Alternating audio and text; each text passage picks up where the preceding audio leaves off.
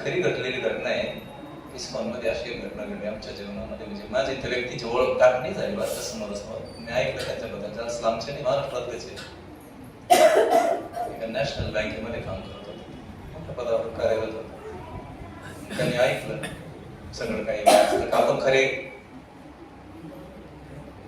एक लेख काय जीवे रे स्वरूप है नित्य रे कृष्ण रे नित्यदास.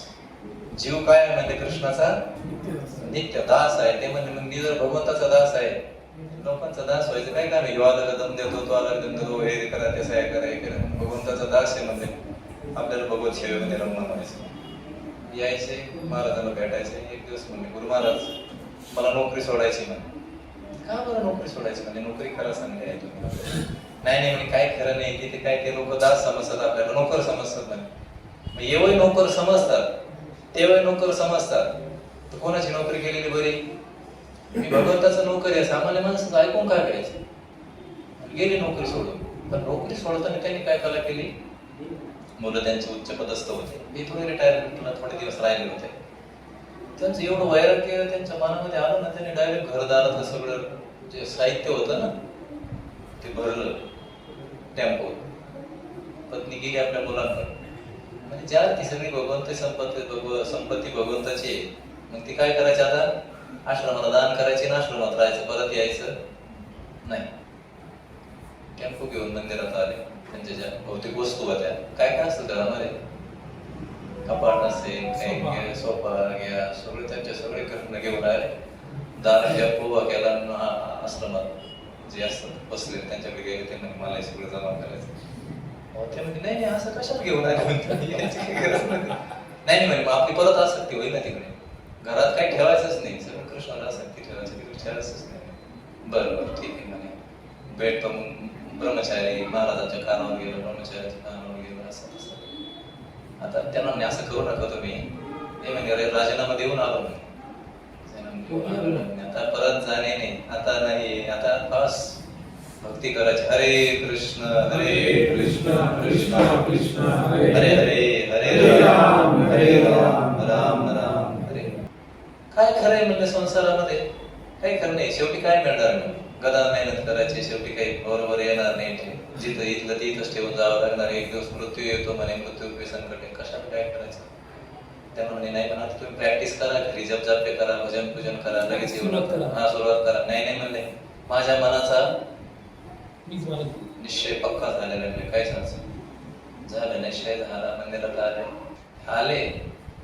त्यांना खेड्यात इथल्या मंदिरात तर काही एवढं काही मोठे ऑफिसर आहेत, त्यांना नोएडाला पाठवलं, दिल्ली मंदिरात.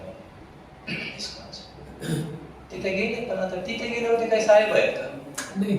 सेवक आहे का नाही? त्यांनी मान्य केलं मी सेवक आहे. तिथे कोणीतरी सांगायचं प्रभूजी चलो. आता सुरुवातीला हे गेल्यावर ना काय ट्रेनिंग कशाची, काय करणार आहे, लेक्चर देणार का? गेलं त्यांना झाडू लावायला लावले. म्हणजे काय सेवा आहे? तिथे मंदिरात सगळी सेवा कृष्णाची सारखीच आहे.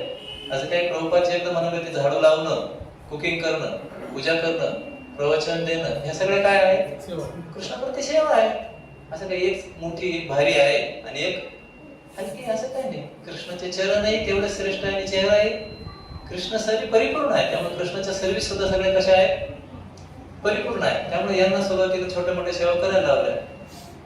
हळूहळू त्यांच्यात तो जुना साहेब जागा झाला. त्यांना वाटायला लागलं हे कालचं पोरगं मला एवढा ब्रह्मचारी तो सांगतो चलो प्रभूजी झाडून घेऊ, चला हे करू, चला सर्व्हिस करा, प्रसाद वाढा. त्यांनी प्रॅक्टिस केलेली नाही ना.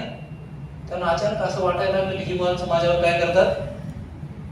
ते हळूहळू सांगायला, विचार सांगायला लागले, तुला कोण आहे मी माहिती आहे का?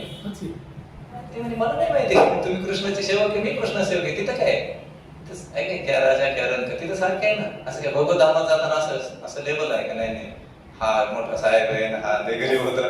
तिथं काय गरीब श्रीमंत आहे काय? साधारणपणे सुद्धा आपण एखाद्या गाडीत जातो, ते काय ओळखतात का तुम्ही श्रीमंत का गरीब? सारखंच असं ना. सीट एसटीची सीट काय गरीब श्रीमंत सगळं सारखंच आहे.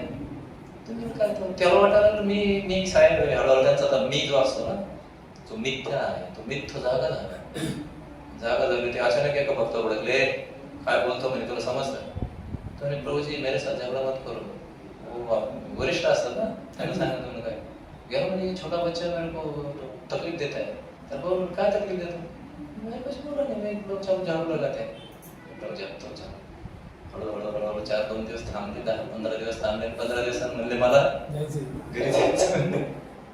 घरी जायचं, घरी आले ना त्या साहेबाकडे गेले. ते म्हणे अजून तुमचा मी राजीनामा मंजूर केलेला नोकरी सुरू करा. संन्यासीचे योगीच.